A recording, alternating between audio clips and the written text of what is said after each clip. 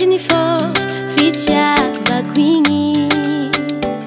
Zatsy mila olon-kafo, anao efa mampizavo. Feno anao agnaty fonakay.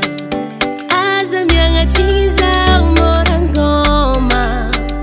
Efa zatra misy anao misoma. Tiako agnilanao an-trano, naiza eto an-tany. Fitiavako anao agnaty fonahy. Agnaty fonahy. Agnaty fonahy. Ato agnaty fonaka, vitia tsisy fitaka. Baby oh, zafaninao. Agnaty fonahy. Agnaty fonahy. Ato agnaty fonaka, vitia tsisy fitaka. Baby oh, zafaninao.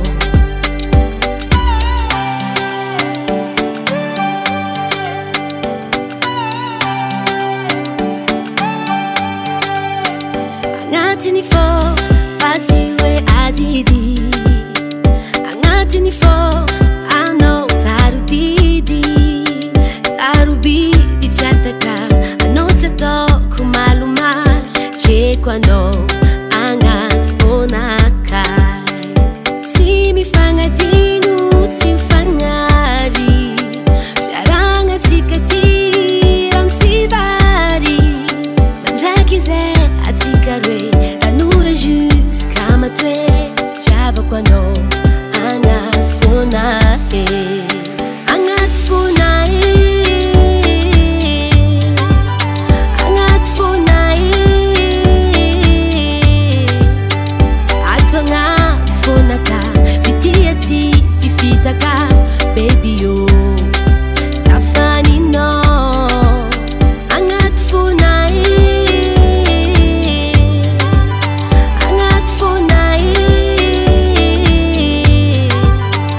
Ato agnaty fonaka, vitia tsisy fitaka. Baby oh, zafaninao.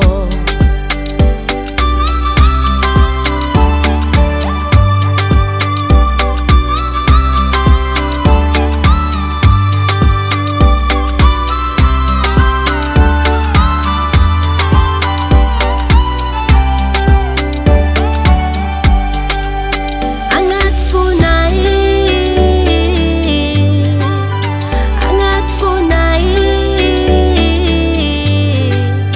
Mandraiky zay atsika roe, tanora jusqu'à matoe. Fitiavako anao agnaty fonahy. Agnaty fonahy.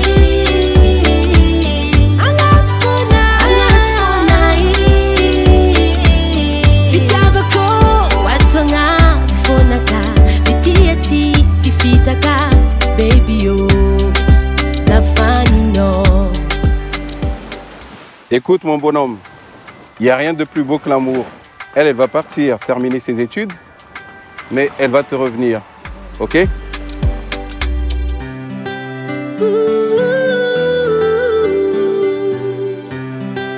Zafaninao.